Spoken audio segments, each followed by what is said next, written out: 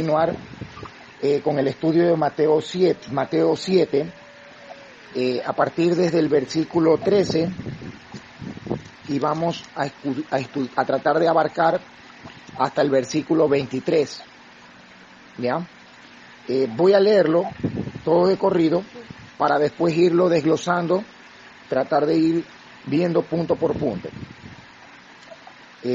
La puerta estrecha, dice: entrad por la puerta estrecha, porque ancha es la puerta y espacioso el camino que lleva a la perdición, y muchos son los que entran por ella.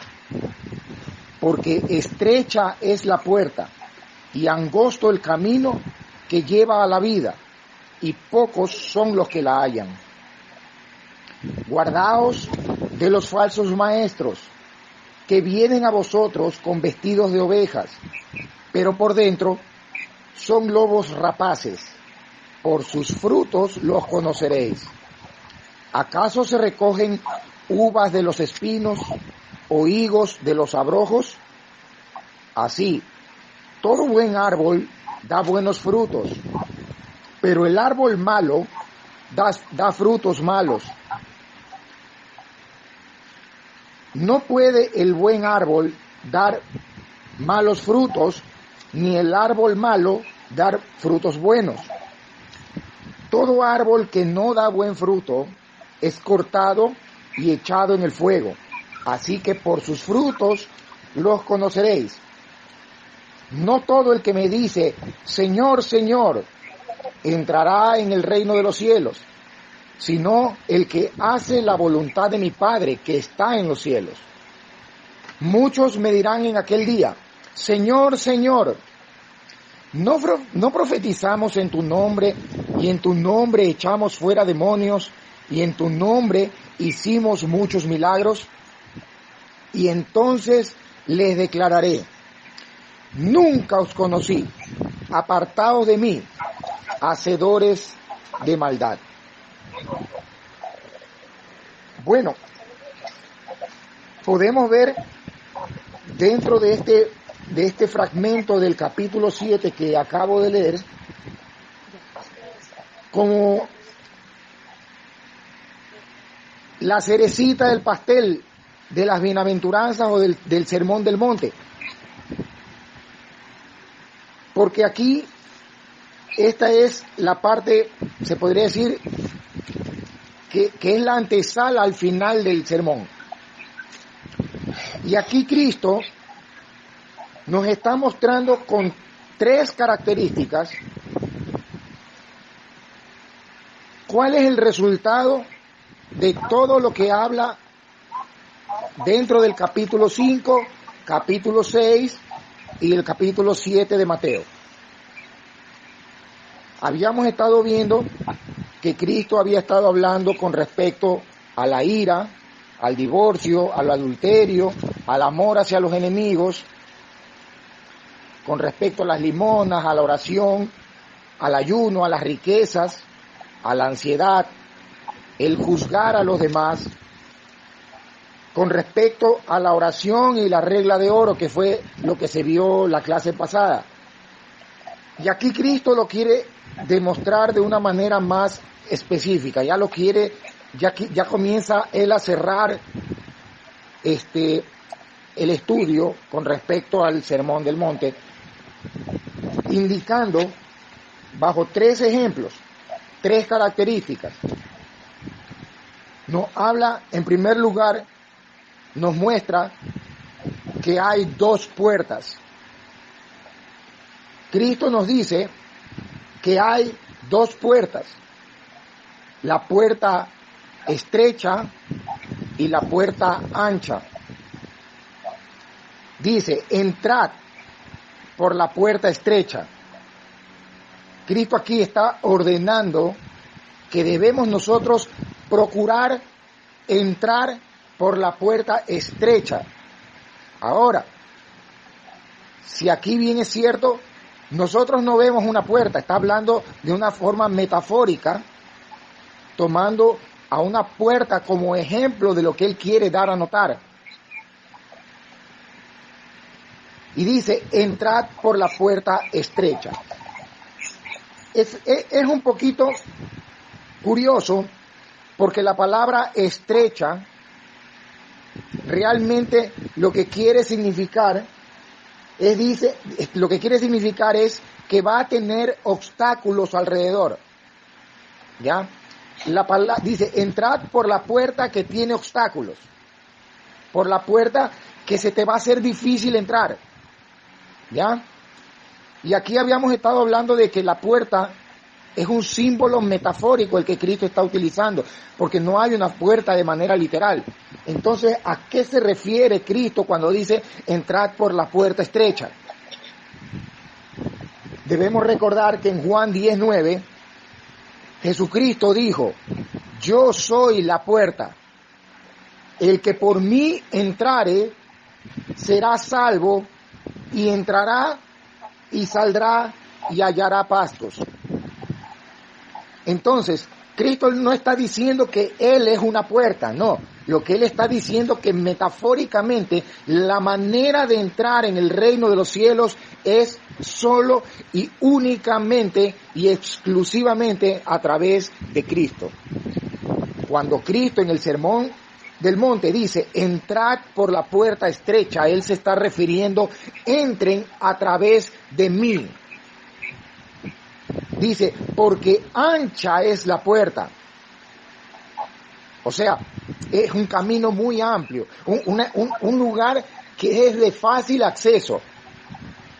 Un lugar el cual cualquiera, con poco conocimiento, con poco discernimiento, con el más mínimo sentido común, es capaz de encontrarlo. En ese camino no hay obstáculos. En ese camino no hay ningún tipo de problema o de inconveniente por el cual a mí me permite pasar. Y Cristo nos manda a procurar entrar por el camino que tiene obstáculos. Dice, porque ancha es la puerta, y fíjense bien, nosotros, digo nosotros en términos generales como iglesia, hemos caído en un gran error a nivel general, mundial, por así decirlo, en que nosotros en el momento que vamos a evangelizar a alguien, hemos caído en un error cuando le hemos dicho a las personas, ¿quieres aceptar al Señor Jesús como tu Señor y tu Salvador? Eso es un error, ¿ya? Porque simplemente le estamos mostrando a las personas la puerta. Pero nos hemos olvidado de que Cristo también dijo que había un camino angosto. Dice, entrad por la puerta estrecha porque ancha es la puerta y espacioso el camino que lleva a la perdición y muchos van por ella. Porque estrecha es la puerta y angosto el camino. Esa palabra angosto también nos da la impresión o la traducción de opresión, de tribulaciones y de aflicciones.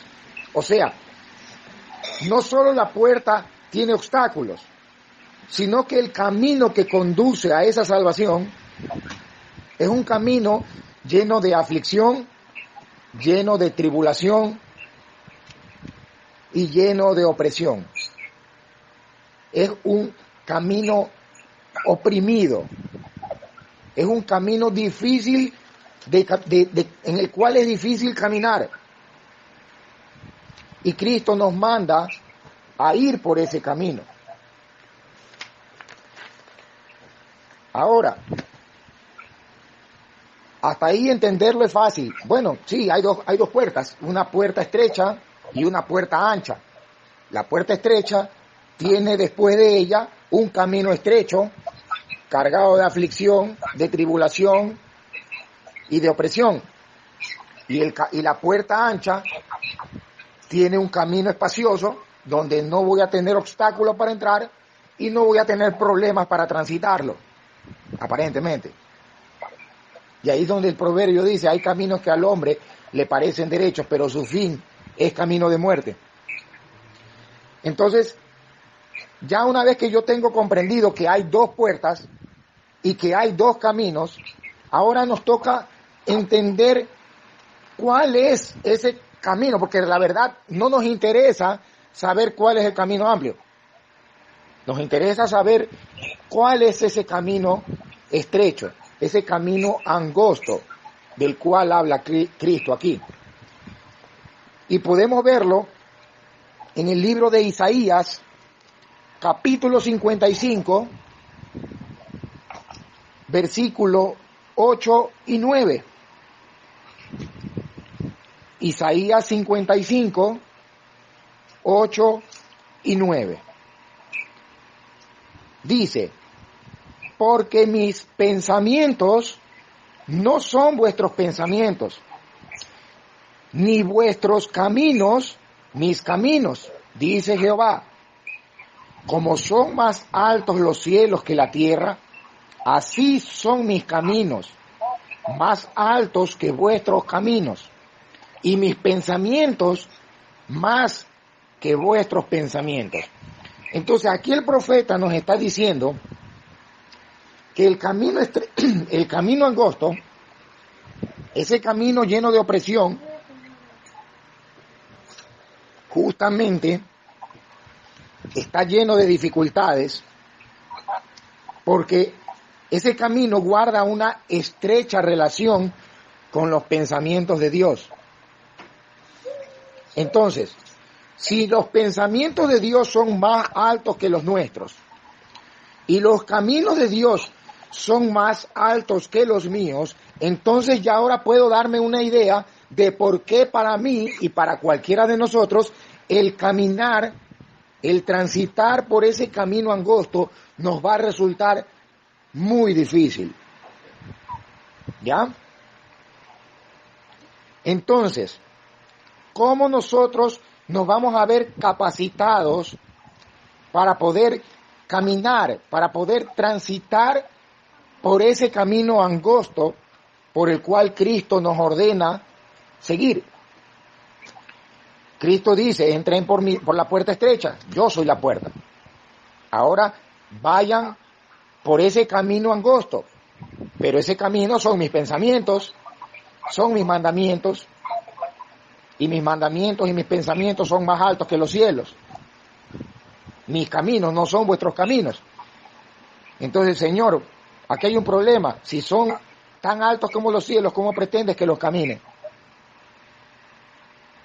Bueno, veamos lo que dice el Salmo 119, versículo 59. Salmo 119, versículo 59. El salmista nos dice, consideré mi camino, o, como dice otra versión, consideré el rumbo de mi vida y volví mis pies a tus testimonios.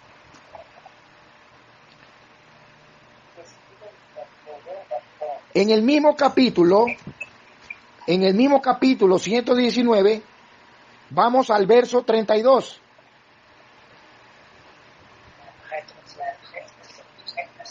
Y dice el salmista, por el camino de tus mandamientos correré, cuando ensanches mi corazón. Para que lo tengamos un poco más claro, la versión Nueva Traducción Viviente dice, por el camino de tus mandamientos correré, porque tú aumentas mi comprensión.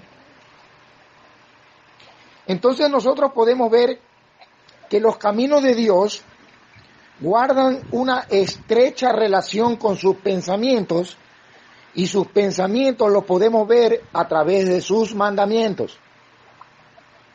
Entonces, la manera en la que Dios nos muestra cómo nosotros debemos o nos capacita para poder transitar en ese camino angosto lleno de dificultades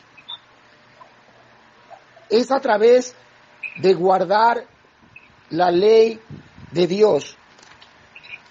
de cambiar mi vida y meditar constantemente en los mandamientos de Dios. En el mismo capítulo de Salmo 119, el versículo 155, 104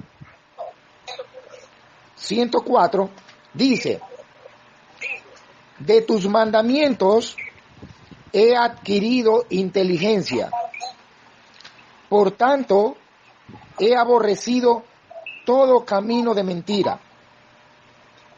Vemos entonces que los mandamientos de Dios no solo me capacitan para poder andar en ese camino angosto, sino que comienzan a transformar mis pensamientos, a darme inteligencia, y ahora me ayudan a odiar, a aborrecer, a menospreciar, a hacer a un lado el camino por el cual Cristo me manda a no transitar, el camino ancho, espacioso. Pero también vemos las consecuencias de andar por ese camino espacioso. Y lo podemos ver en el versículo 155. ¿Qué es lo que ocurre con las personas que deciden ir por el camino espacioso? Dice: lejos está de los impíos la salvación. ¿Por qué? Porque no buscan tus estatutos. Otra versión dice: porque no les interesan tus decretos. Entonces, vemos que deliberadamente la gente que decide ir por el camino, entrar por la puerta ancha e ir por el camino espacioso, es porque deliberadamente a ellos no les interesa. No es por falta de conocimiento. No es porque a ellos nadie les informó de que había otro camino. Ellos simple y deliberadamente no les interesa ir por ese camino.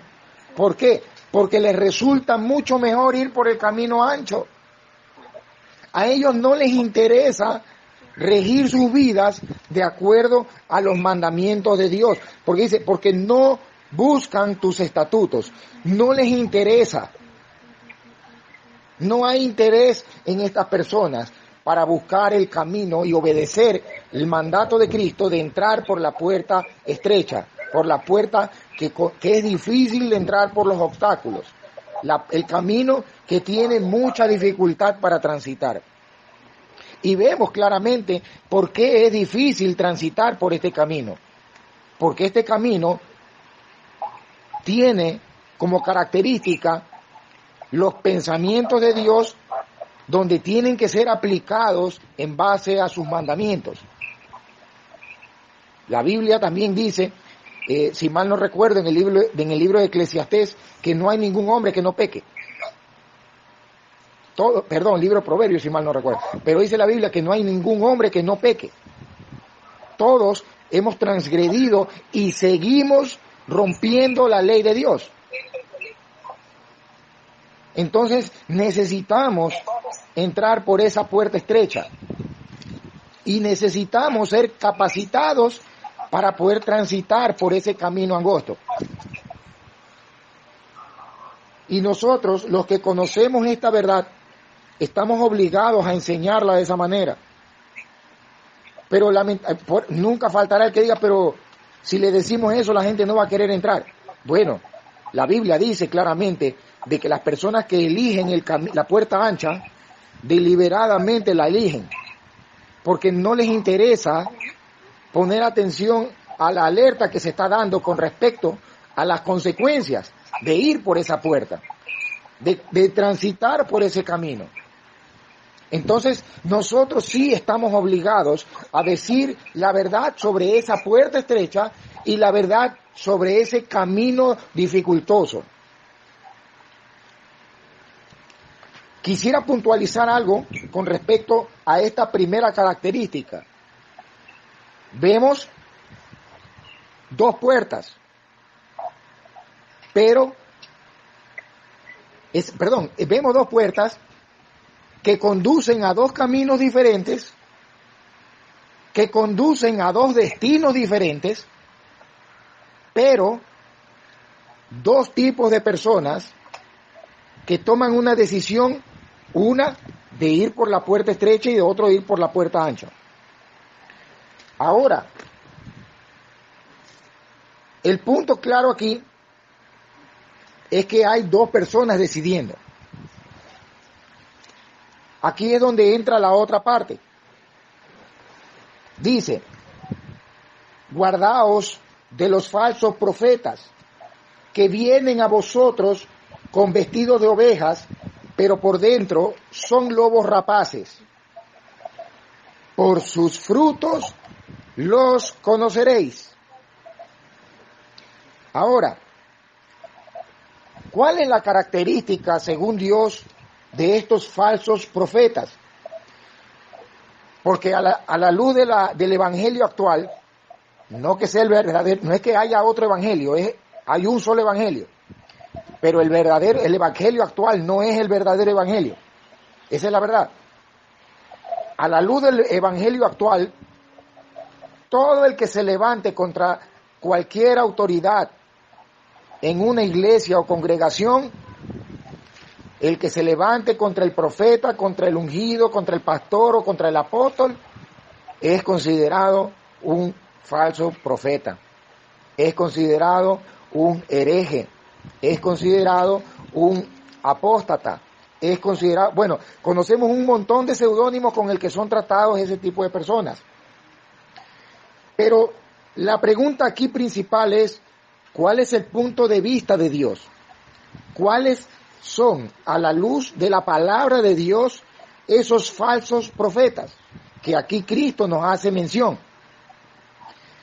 Y para poder entender un poquito nada más,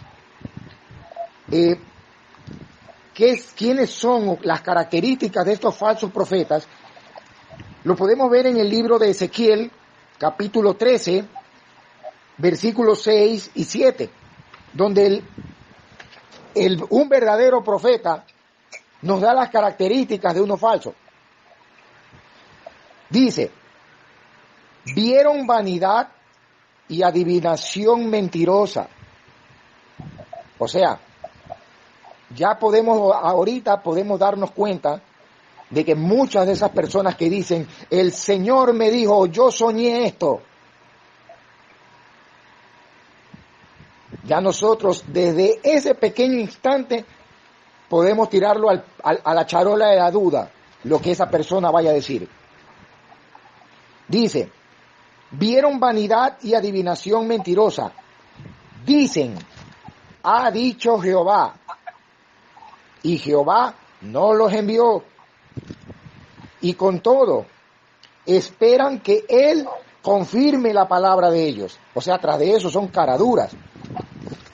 Porque hablan diciendo que Jehová los envió cuando ellos saben que Dios no los ha enviado y todavía esperan que Dios les confirme lo que ellos dicen, para no quedar mal. Dice, ¿no habéis visto visión vana? O sea, aquí hay algo claro. Estas personas sí ven visiones. No necesariamente la están inventando. Sí, pudieron haber tenido un sueño.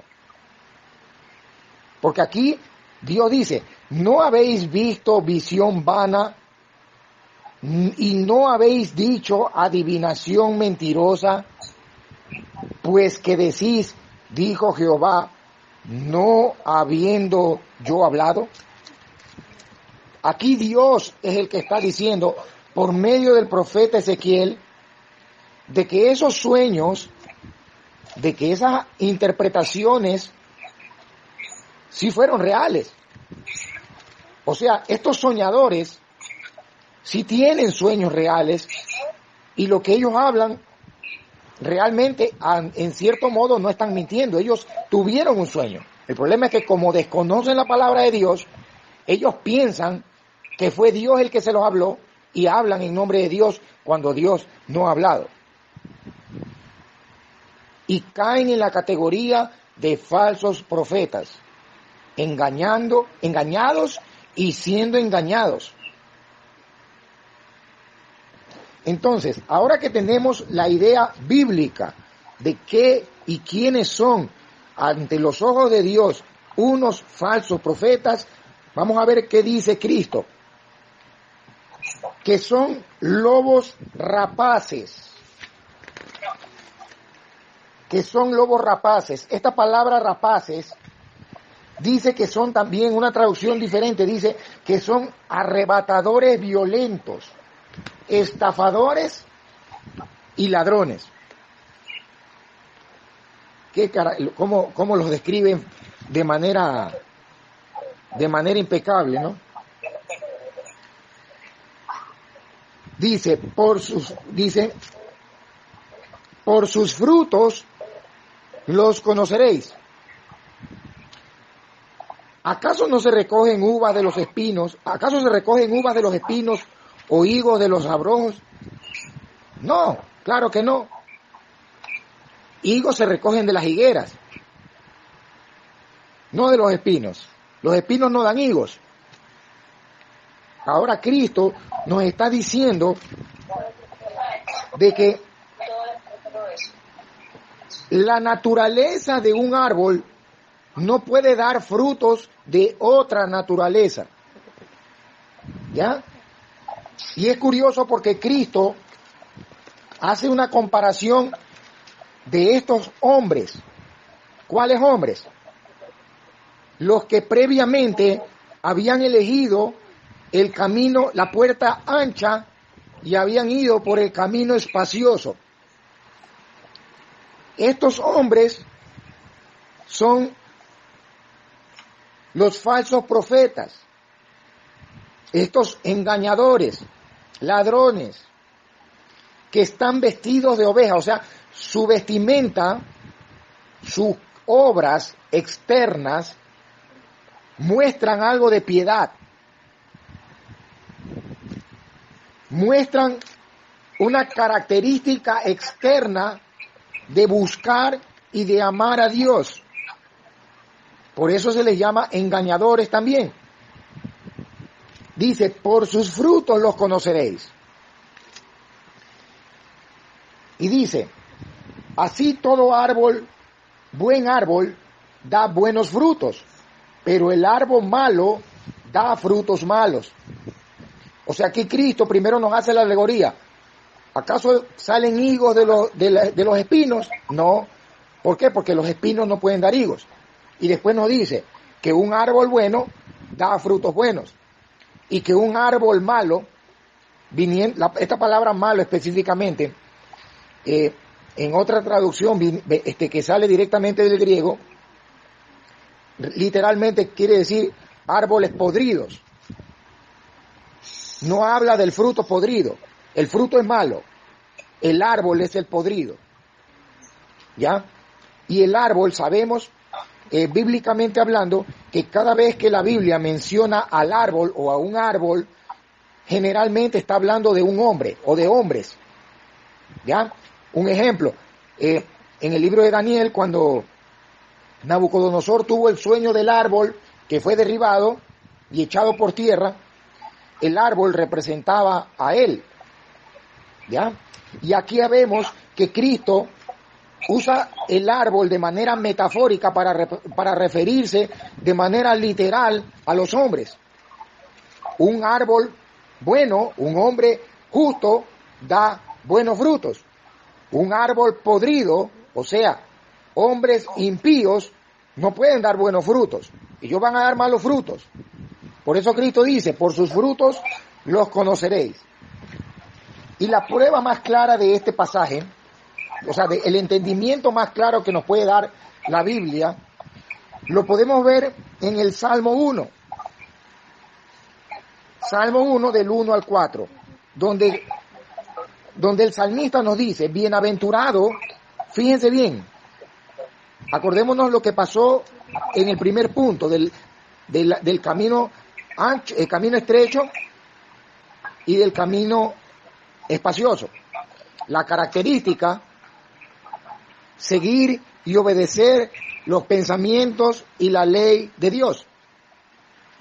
Y aquí dice el salmista que los frutos buenos provienen de qué. Dice, bienaventurado el varón que no anduvo en consejo de malos, ni estuvo en camino de pecadores, ni en silla de escarnecedores se ha sentado, sino que en la ley de Jehová está su delicia, y en ella y en su ley medita de día y de noche. Y miren cuáles son las consecuencias o el resultado de meditar y de procurar obedecer la ley de Dios. Será como árbol, otra vez, como árbol plantado junto a corrientes de aguas, que da su fruto en su tiempo y su hoja no cae, y todo lo que hace prosperará. No así los malos, que son como el tamo, o sea, como las ramas secas que arrebata el viento.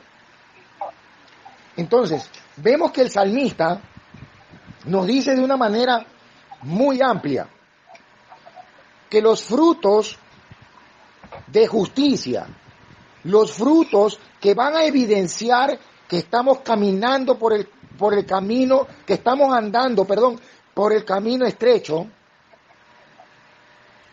esos frutos van a verse reflejados por un caminar y un meditar constante en la palabra y en la ley de Dios.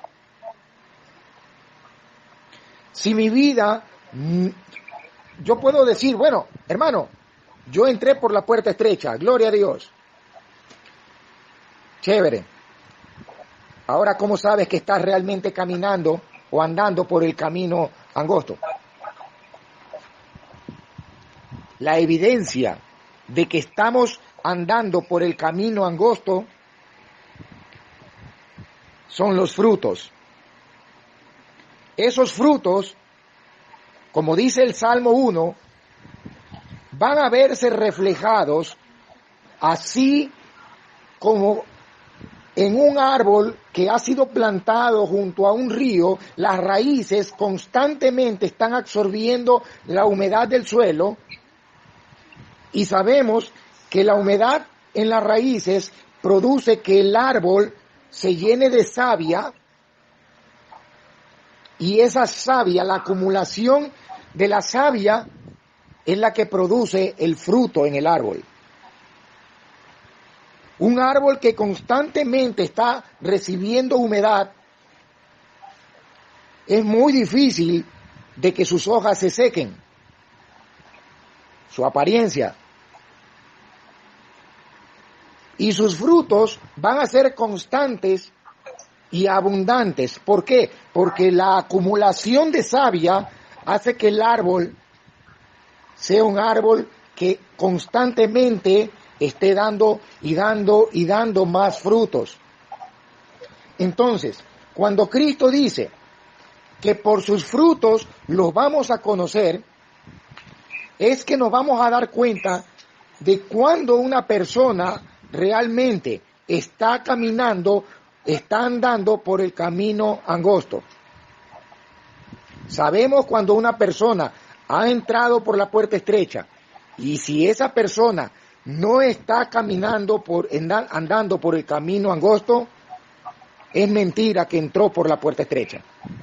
Esa persona, tú no puedes, si son dos puertas diferentes y dos caminos diferentes que te conducen a dos destinos diferentes, tú no puedes decir que entraste por la puerta estrecha, pero caminas como si estuvieras andando en el camino angosto, espacioso.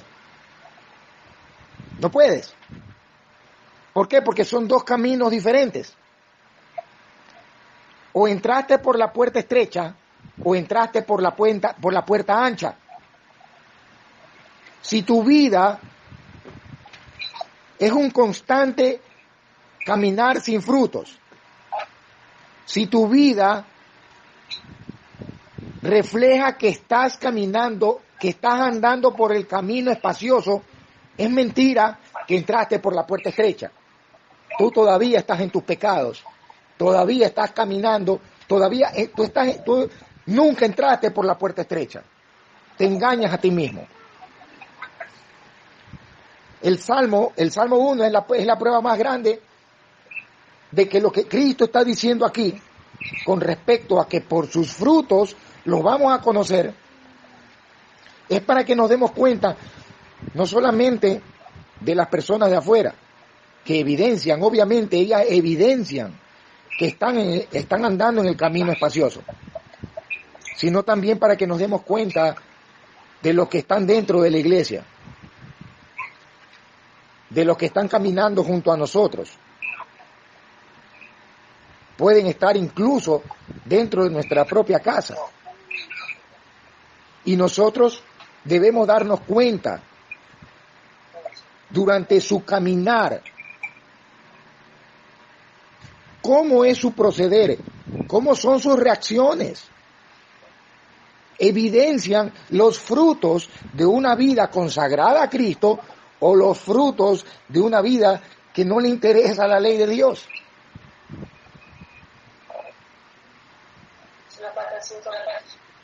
¿Mande? Solo faltan 5 minutos. Hoy ya listo. Vamos a avanzar un poco rápido. Entonces, ¿qué dice la última parte? No todo el que me dice Señor, Señor, entrará en el reino de los cielos,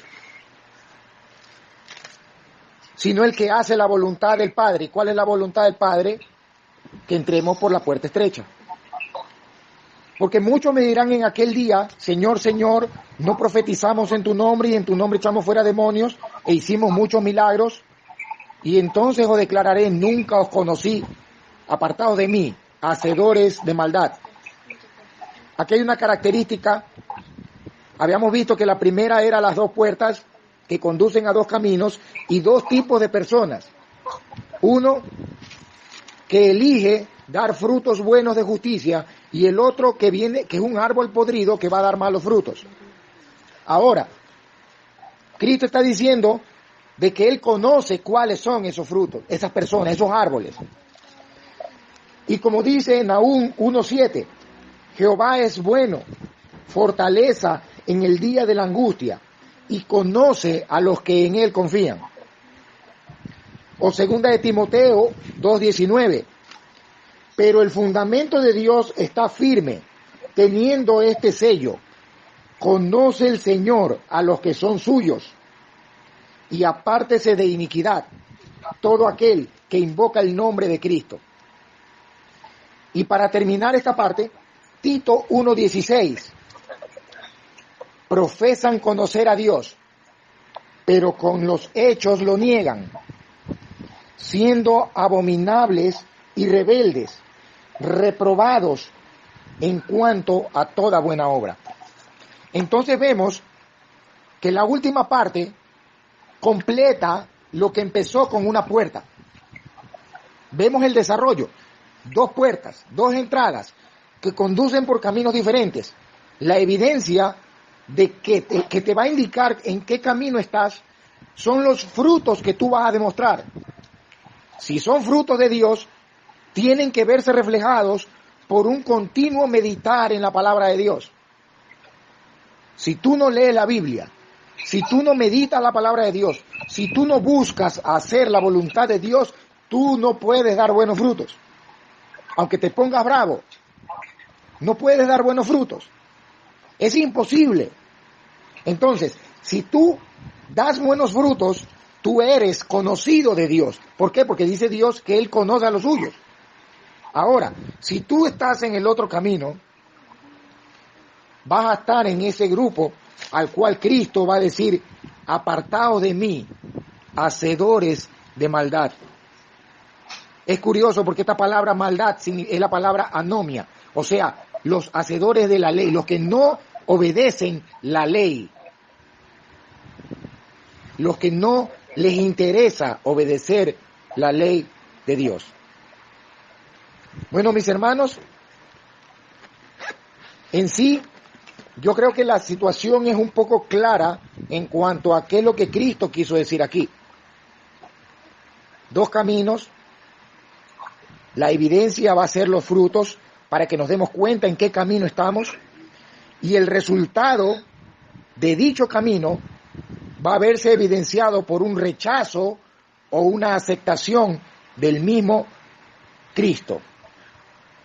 Ahora nosotros estamos llamados a analizarnos, a ver lo que realmente hay dentro de nosotros para ver si estamos o no estamos en la fe. Bueno, mis hermanos,